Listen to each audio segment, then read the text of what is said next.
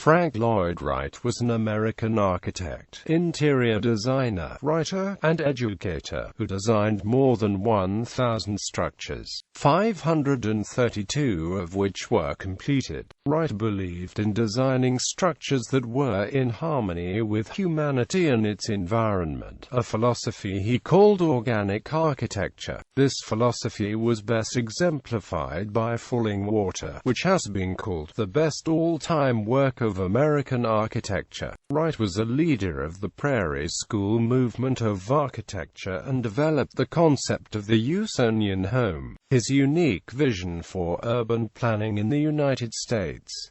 His creative period spanned more than 70 years. Wright's work includes original and innovative examples of many building types, including offices, churches, schools, skyscrapers, hotels, and museums.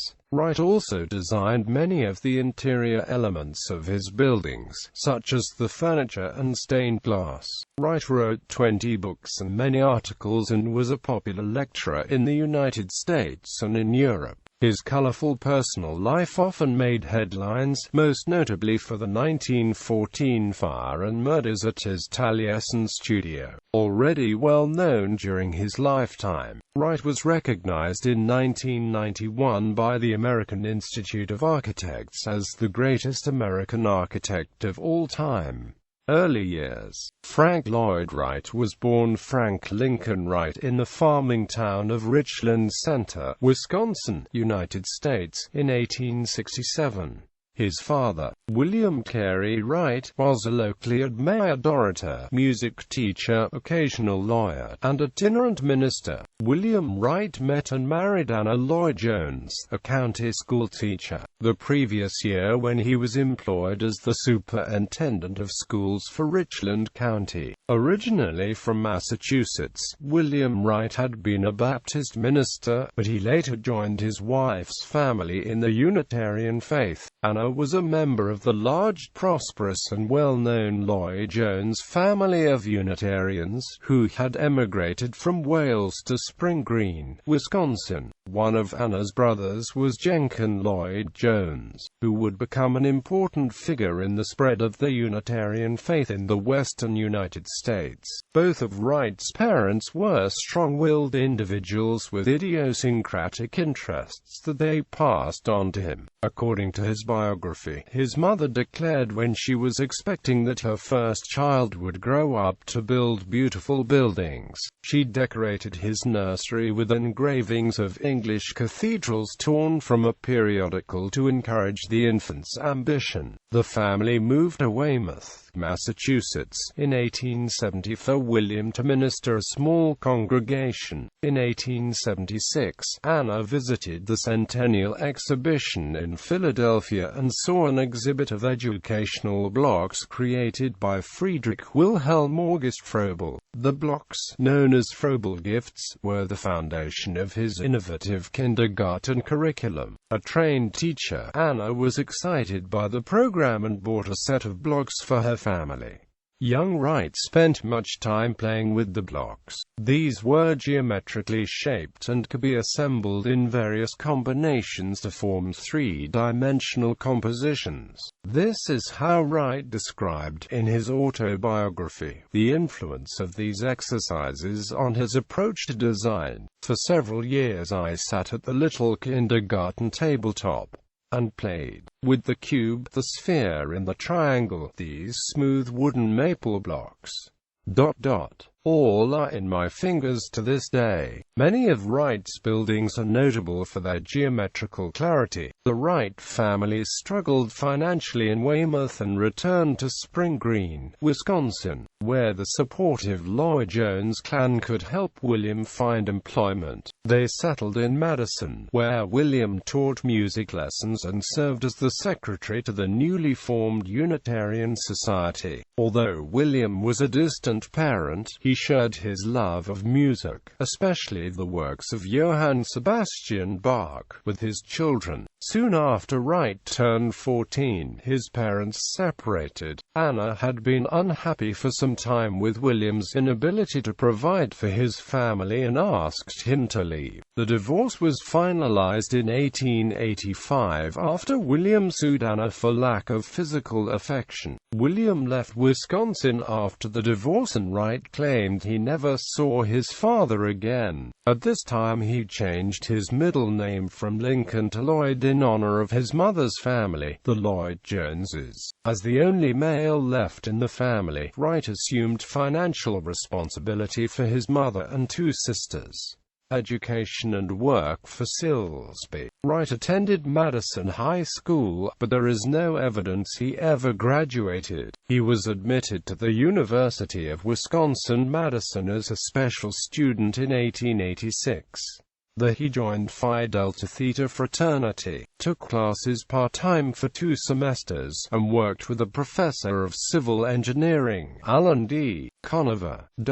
In 1887, Wright left the school without taking a degree and arrived in Chicago in search of employment. As a result of the devastating Great Chicago Fire of 1871 and recent population boom, new development was plentiful in the city. He later recalled that his first impressions of Chicago were that of grimy neighborhoods, crowded streets, and disappointing architecture. Yet he was determined to find work. Within days, and after interviews with several prominent firms, he was hired as a draftsman with the architectural firm of Joseph Lyman Silsby. Wright previously collaborated with Silsby, accredited as the draftsman and the construction supervisor on the 1886 Unity Chapel for Wright's family, in Spring Green, Wisconsin. While with the firm, he also worked on 2 other family projects: All Souls Church in Chicago for his uncle, Jenkin Lloyd Jones, and the Hillside Home School in Spring Green for 2 of his aunts. Other draftsmen who worked for Silsby in 1887 included future architects Cecil Corwin, George W. Mart, and George G. Elmsley. Wright soon befriended Corwin, with whom he lived until he found a permanent home. In his autobiography, Wright recounts that he also had a short stint in another Chicago architecture office.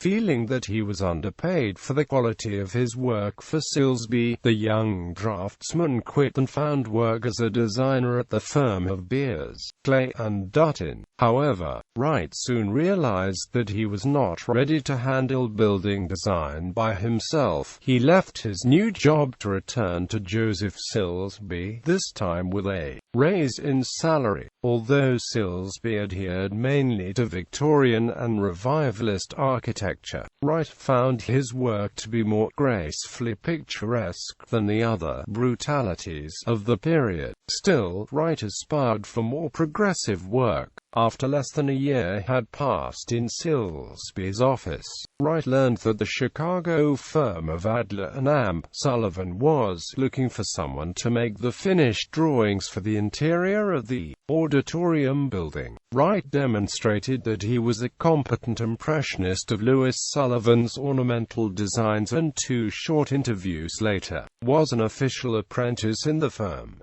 Adler and Amp Sullivan. Wright did not get along well with Sullivan's other draftsmen. He wrote that several violent altercations occurred between them during the first years of his apprenticeship. For that matter, Sullivan showed very little respect for his employees as well. In spite of this, Sullivan took under his wing and gave him great design responsibility. As an act of respect, Wright would later refer to Sullivan as Liebermeister. He also formed a bond with office foreman Paul Mueller. Wright would later engage Mueller to build several of his public and commercial buildings between 1903 and 1923. On June 1, 1889, Wright married his first wife, Catherine Lee Kitty Tobin. The two had met around a year earlier during activities at All Souls Church. Sullivan did his part to facilitate the financial success of the young couple by granting Wright a 5-year employment contract. Wright made one more request. "Mr. Sullivan, if you want me to work for you as long as 5 years, couldn't you lend me enough money to build a little house?" With Sullivan's $5,000 loan, Wright purchased a lot at the corner of Chicago and Forest Avenues in the suburb of Oak Park. The existing Gothic Revival house was given to his mother, while a compact shingle-style house was built alongside for Wright and Catherine. According to an 1890 diagram of the firm's new 17th floor space atop the auditorium building, Wright soon earned a private office next to Sullivan's own. However, that office was actually shared with friend and draftsman George Elmsley, who was hired by Sullivan at Wright's request. Wright had risen to head draftsman and handled all residential design work in the office. As a general rule, Adler and Amp, Sullivan did not design or build houses, but they obliged when asked by the clients of their important commercial projects. Wright was occupied by the firm's major commissions during office hours, so house designs were relegated to evening and weekend overtime hours at his home studio. He would later claim total responsibility from the design of these houses, but careful inspection of their architectural style and accounts from historian Robert Twombly suggest that it was Sullivan who dictated the overall form and motifs of the residential works. Wright's design duties were often reduced to detailing the projects from Sullivan's sketch. During this time, Wright worked on Sullivan's bungalow and the James A. Charnley bungalow, both in Ocean Springs, Mississippi, the Berry McHugh house and Louis Sullivan's house, both in Chicago, and the most noted 1891 James A. Charnley house, also in Chicago. Of the 5 collaborations, only the 2 commissions for the Charnley family still stand. Despite Sullivan's loan and overtime salary, Wright was constantly short on funds. Wright admitted that his poor finances were likely due to his expensive tastes in wardrobe and vehicles, and the extra luxuries he designed into his house. To supplement his income and repay his debts, Wright accepted independent commissions for at least 9 houses. These bootlegged houses, as he later called them, were conservatively designed in variations of the fashionable Queen Anne and colonial revival styles. Nevertheless, unlike the prevailing architecture of the period, each house emphasized simple geometric massing and contained features such as bands of horizontal windows, occasional cantilevers, and open floor plans, which would become hallmarks of his later work. 8 of these early houses remain today, including the Thomas Gale, Robert P. Parker House, George Blossom, and Walter Gale houses. As with the residential projects for Adler and Amp Sullivan, he designed his bootleg houses on his own time. Sullivan knew nothing of the independent works until 1893, when he recognized that one of the houses was unmistakably a Frank Lloyd Wright design. This particular house, built for Allison Harlan, was only blocks away from Sullivan's townhouse in the Chicago community of Kenwood. Aside from the location, the geometric purity of the composition and balcony tracery in the same style as the Charnley house likely gave away Wright's involvement. Since Wright's 5-year contract forbade any outside work, the incident led to his departure from Sullivan's firm. A variety of stories recount the break in the relationship between Sullivan and Wright. Even Wright later told 2 different versions of the occurrence. In an autobiography, Wright claimed that he was unaware that his side ventures were a breach of his contract. When Sullivan learned of them, he was angered and offended. He prohibited any further outside commissions and refused to issue Wright the deed to his Oak Park house until after he completed his 5 years. Wright could not bear the new hostility from his master and thought the situation was unjust. He threw down pencil and walked out of the Adler and Sullivan office, never to return. Dagmar Adler, who was more sympathetic to Wright's actions, later sent him the deed. On the other hand, Wright told his Taliesin apprentices that Sullivan fired him on the spot upon learning of the Harlan House. Taffel also accounted that Wright had Cecil Corwin sign several of the bootleg jobs, indicating that Wright was aware of their illegal nature. Regardless of the correct series of events, Wright and Sullivan did not meet to speak for 12 years.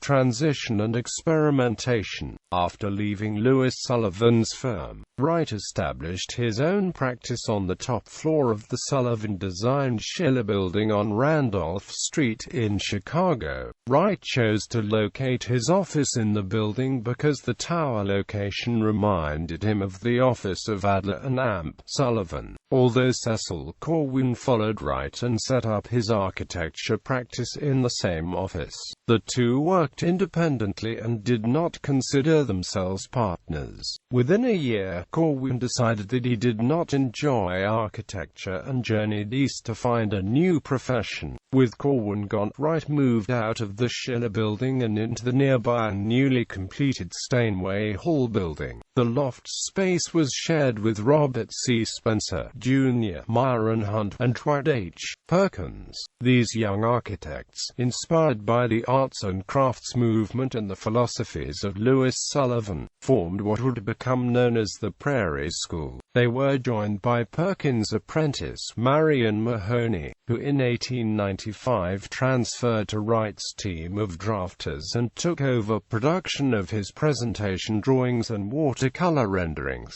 Mahoney, the third woman to be licensed as an architect in Illinois and one of the first licensed female architects in the U.S., also designed furniture, leaded glass windows, and light fixtures, among other features, for Wright's houses. Between 1894 and the early 1910s, several other leading Prairie School architects and many of Wright's future employees launched their careers in the offices of Steinway Hall. Wright's projects during this period followed two basic models. On one hand, there was his first independent commission, the Winslow House, which combined Sullivan-esque ornamentation with the emphasis on simple geometry and horizontal lines that is typical in Wright houses. The Francis Apartments, Heller House, Roland Furbeck House, and Hussey House were designed in the same mode. For more conservative clients, Wright conceded to design more traditional dwellings. These included the Dutch Colonial Revival-style Bagley House, Tudor Revival-style Moore House, and Queen Anne-style Charles E. Roberts House. As an emerging architect, Wright could not afford to turn down clients over disagreements in taste, but even his most conservative designs retained simplified massing and occasional Sullivan-inspired details. Soon after the completion of the Winslow House in 1894, Edward Waller, a friend and former client, invited Wright to meet Chicago architect and planner Daniel Burnham. Burnham had been impressed by the Winslow House and other examples of Wright's work. He offered to finance a 4-year education at the École des Beaux-Arts and 2 years in Rome.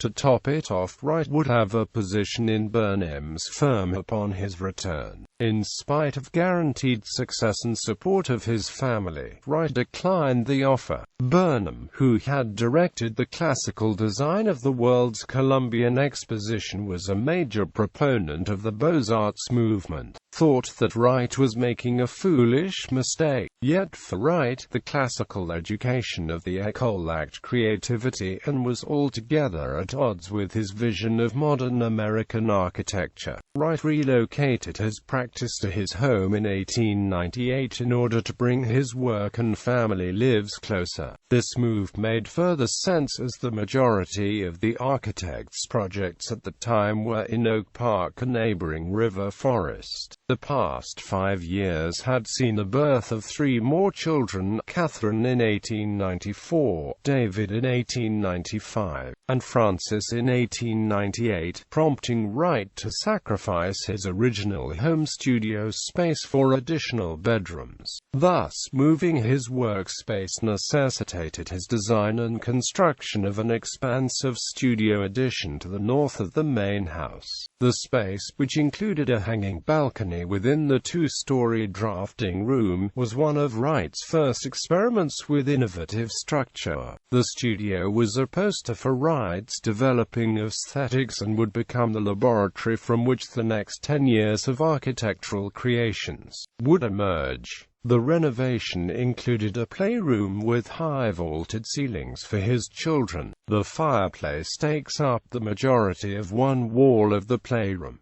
A skylight at the top of the arch runs almost the length of the room, made of Roman brick. The fireplace lies below a mural from the story The Fisherman and the Genie, from Arabian Nights, created by the artist Charles Corwin. Wright believed that the fireplace was an integral architectural feature within the home, often calling the hearth the heart of the home. Prairie houses. By 1901, Wright had completed about 50 projects, including many houses in Oak Park.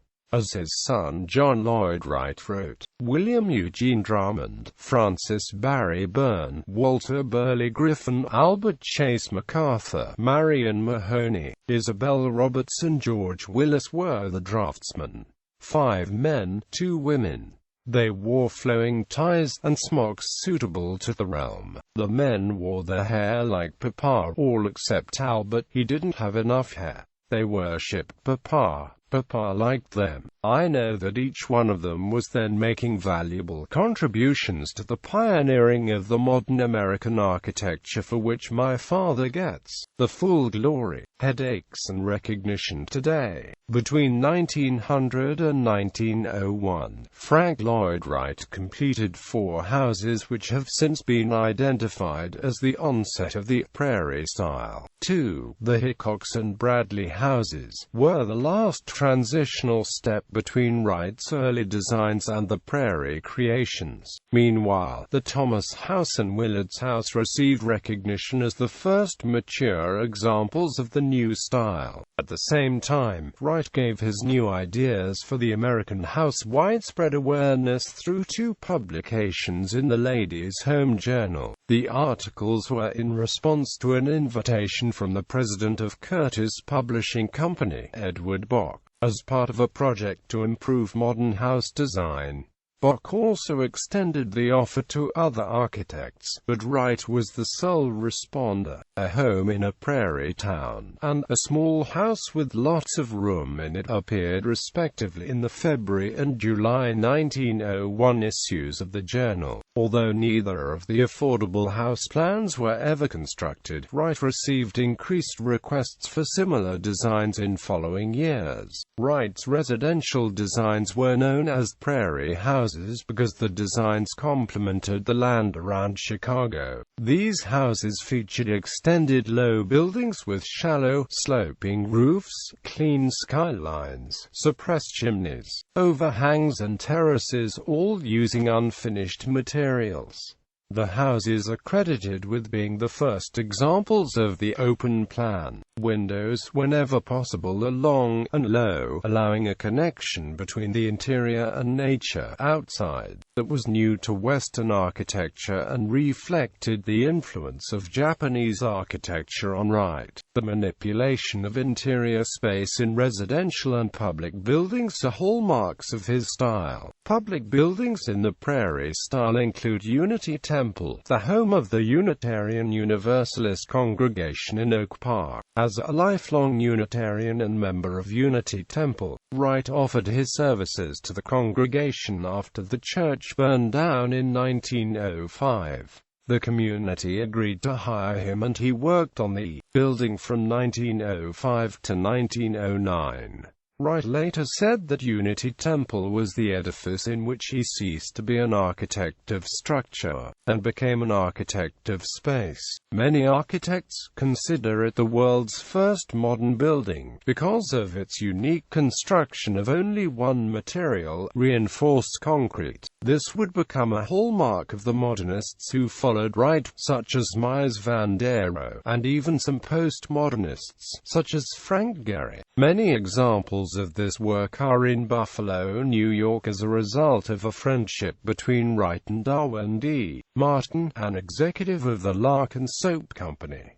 In 1902, the Larkin Company decided to build a new administration building. Wright came to Buffalo and designed not only the Larkin Administration Building, but also homes for three of the company's executives, including the Darwin D. Martin House in 1904, and later, the summer residence, the Greycliff Estate, also designed for Darwin D. Martin and his wife, Isabel. Other Wright houses considered to be masterpieces of the late Prairie period of the Frederick Roby House in Chicago and the Avery and Queen Coonley House in Riverside, Illinois. The Roby House, with its soaring, cantilevered roof lines, supported by a 110-foot-long channel of steel, is the most dramatic. Its living and dining areas form virtually one uninterrupted space. This building had a profound influence on young European architects after World War I and is sometimes called the cornerstone of modernism. However, Wright's work was not known to European architects until the publication of the Wasmuth Portfolio.